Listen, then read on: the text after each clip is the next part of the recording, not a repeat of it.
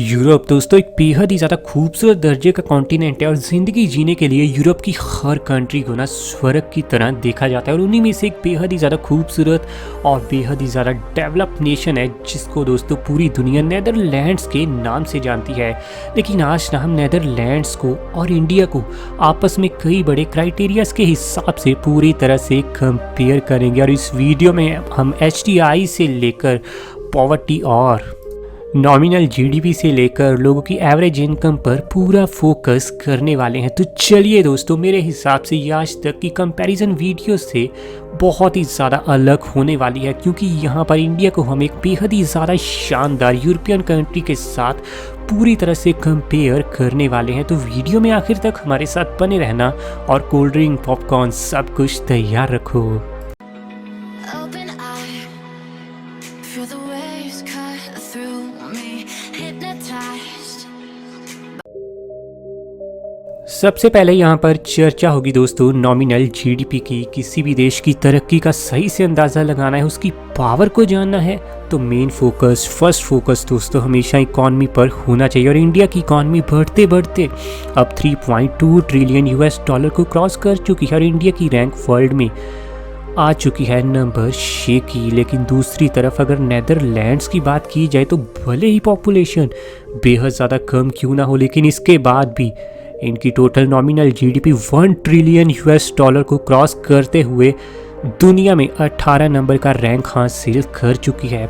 लेकिन नेदरलैंड्स की असली पावर आपको पता चलेगी जीडीपी पर कैपिटा में, जिसमें पूरे देश की दोस्तों जीडीपी को, पूरे देश की इकॉनमी को पर पर्सन के हिसाब से देखा जाता है।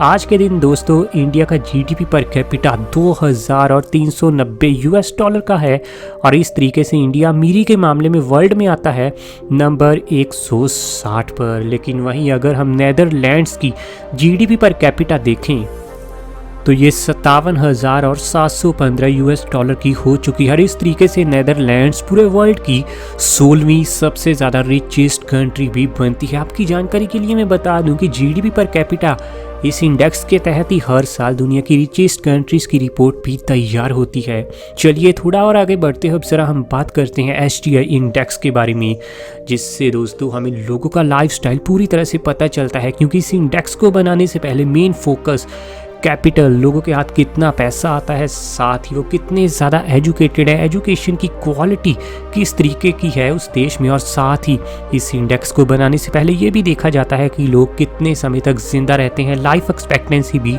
बहुत ही ज़्यादा अहम रूप में देखी जाती है। इंडिया का आज के दिन दोस्तों अगर हम HDI स्कोर देखें तो ये 0.645 है और इस तरीके से इंडिया आती है मीडियम HDI की लिस्ट में। और वर्ल्ड में इंडिया की रैंकिंग है 131 नंबर की। लेकिन वहीं नेदरलैंड्स का HDI का स्कोर टॉप नॉच काम करते हुए पहुंच चुका है 0.944 पर और ये कंट्री आती है वेरी हाई HDI के लिस्ट में और रैंक है इनकी वर्ल्ड लेवल पर नंबर 8 की। बात अगर दोस्तों हम दोनों ही देशों के थोड़ी डिफेंस बजट की करें, जो कि किसी भी देश की तरक्की के लिए उसकी पावर को दिखाने के लिए बेहद ही अहम हो जाता है, तो इसमें इंडिया हर साल अपने डिफेंस के लिए 64.1 बिलियन US डॉलर का खर्चा करती है। और इस तरीके से इंडिया USA और चाइना के बाद दुनिया की तीसरे नंबर की ऐसी कंट्री बनती है जो डिफेंस पर सबसे ज़्यादा खर्चा करती है। वहीं दूसरी तरफ यूरोप की शानदार कंट्री नेदरलैंड्स ये हर साल डिफेंस के लिए 12.1 बिलियन US डॉलर का खर्चा करती हुई हमें नज़र आ जाएगी। हालांकि डिफेंस के मामले में इंडिया बहुत ही ज़्यादा आपको आगे रहता हुआ नज़र आएगा नेदरलैंड्स के मुकाबले। चलिए थोड़ा आगे बढ़ते हुए अब जरा दोस्तों हम चर्चा करने वाले हैं एवरेज ईयरली सैलरी की। पैसा बहुत ज़्यादा इंपॉर्टेंट है दोस्तों, आप सभी जानते हैं, और हम उसी देश में रहना चाहते हैं जहां पर हमारी कमाई काफ़ी अच्छी खासी हो। रिपोर्ट्स के अनुसार इंडिया में रहने वाला एक इंसान एवरेज तौर पर ईयरली 4,80,000 रुपये से लेकर 6,50,000 रुपये तक कमाता हुआ नज़र आ जाएगा। लेकिन नेदरलैंड्स का एक व्यक्ति एवरेज तौर पर 32,000 यूरो की कमाई करता हुआ आपको ईयरली ही नज़र आ जाएगा, जो कि इंडियन करेंसी के हिसाब से बनते हैं 26,97,000 रुपये। सही में कमाई के मामले में नेदरलैंड्स इंडिया के मुकाबले आपको 4 से 5 गुना तक आगे रहता हुआ नज़र आया जाएगा। लेकिन गौर करने वाली बात यह भी है कि ये कंट्री ना इंडिया के मुकाबले आपको 3 से 4 गुना तक महंगी भी देखने को मिलेगी। जैसे कि अगर आपको फ्रूट्स या फिर फूड प्राइसेस ही जानने हैं तो इंडिया से ये तकरीबन 4 गुना तक महंगा होगा। साथ ही दोस्तों हाउस प्राइसेस यहाँ पर आपको इंडिया के मुकाबले तकरीबन 7 गुना तक ज़्यादा महंगे पड़ने वाले हैं।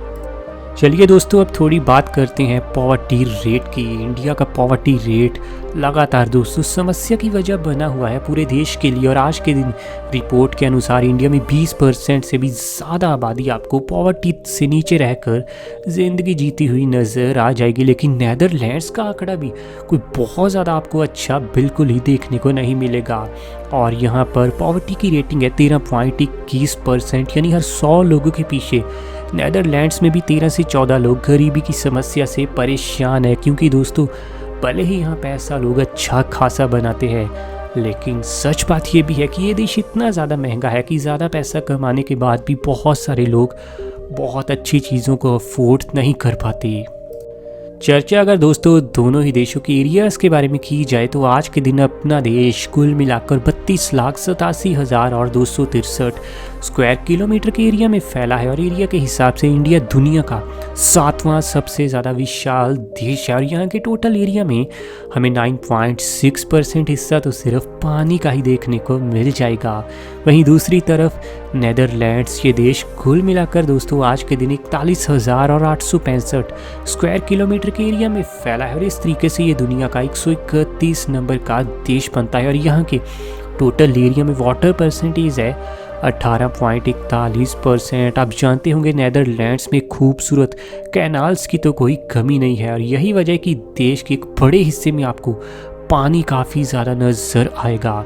दोनों ही देशों की आबादी पर दोस्तों एक नज़र देखी जाए तो आज के दिन इंडिया की टोटल पॉपुलेशन 135 करोड़ को क्रॉस कर चुकी है, और इस तरीके से इंडिया पूरी दुनिया में आता है नंबर 2 पर। और अगर पॉपुलेशन डेंसिटी की बात की जाए तो यहाँ पर स्क्वायर किलोमीटर के एरिया में 414 लोग आपको देखने को मिल जाएंगे, और इंडिया आज के दिन पूरी दुनिया की 19वीं सबसे ज़्यादा भीड़ भाड़ वाली कंट्री बनती है। वहीं दूसरी तरफ नेदरलैंड्स की आज के दिन टोटल पॉपुलेशन 1 करोड़ और 77 लाख के आसपास है, और पॉपुलेशन के मामले में ये पूरे वर्ल्ड में आता है नंबर 67 पर। हालांकि यहाँ पर आपको पॉपुलेशन डेंसिटी इंडिया से भी थोड़ी ज़्यादा देखने को मिलेगी, और यहाँ पर स्क्वायर किलोमीटर के एरिया में ही आपको 423 लोग देखने को मिल जाएंगे। और नेदरलैंड्स आज के दिन पूरी दुनिया की 16वीं सबसे ज़्यादा भीड़ भाड़ वाली कंट्री बन चुकी है। चलिए थोड़ा और आगे बढ़ते हुए दोस्तों अब जरा हम चर्चा करते हैं फर्टिलिटी रेट की, जिससे ये बात हमारे सामने स्पष्ट हो जाएगी कि दोनों ही देशों में रहने वाली एक महिला कितने बच्चों को जन्म देती है। इंडिया में आज के दिन फर्टिलिटी का स्कोर है 2.15 बर्थ पर वुमेन, यानी एक महिला इंडिया में तकरीबन 2 बच्चों को जन्म देती है। तो वहीं नेदरलैंड्स में ये आंकड़ा आपको 1.57 बर्थ पर वुमेन का देखने को मिलेगा, यानी यहाँ पर 2 से भी कम बच्चों को ही ज़्यादातर महिलाएं जन्म देती हुई नज़र आएंगी। लेकिन दोस्तों फर्टिलिटी रेट से भी जो ज़्यादा इंपॉर्टेंट इंडेक्स है ना वो है लाइफ एक्सपेक्टेंसी का, जिससे पता चलता है दोनों ही देशों में लोगों की एवरेज एज कितनी है। आज के दिन इंडिया का एवरेज दोस्तों लाइफ एक्सपेक्टेंसी 70 साल को टच कर चुका है, लेकिन नेदरलैंड्स का ये आंकड़ा बहुत ही ज़्यादा शानदार है, क्योंकि इनका आंकड़ा है दोस्तों 82 साल का, यानी यहाँ पर रहने वाला एक इंसान तकरीबन 82 साल तक जिंदा रहता है। वैसे आपको दोस्तों क्या लगता है, क्या तरक्की के मामले में, लाइफस्टाइल के मामले में नेदरलैंड्स इंडिया से बहुत ज़्यादा आगे निकल चुका है, या फिर बहुत सारी फील्ड्स में आज के दिन भी ये कंट्री इंडिया के सामने आपको पूरी तरह से फीकी पड़ती हुई नज़र आती है? नीचे कमेंट में आप सब अपनी राय ज़रूर देना, और ऐसी वीडियोस हमें आपके लिए डेली लानी है। चैनल आपका अपना है दोस्तों रॉक फैक्ट, अभी सब्सक्राइब कीजिए।